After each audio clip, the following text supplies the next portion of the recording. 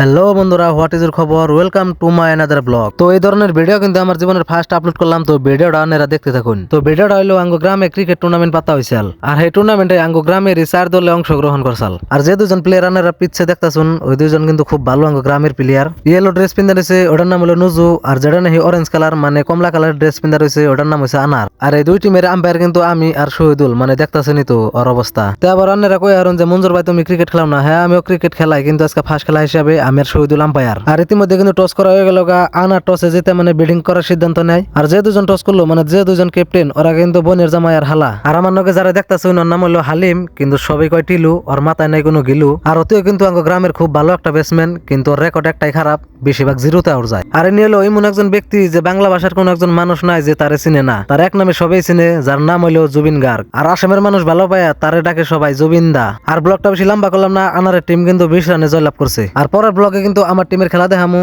তো আশা করি আনারা ব্লগটা দেখ পান। তো মুরব্বীর আজকের মতো থাকুন নাকি? আর তোমাকে ছোট ভাইয়ের ভিডিও যদি ভালো লাগে থাকে, অবশ্যই উপরে ইউটিউবের লিঙ্ক দেওয়া আছে, প্লিজ সাবস্ক্রাইব করবেন।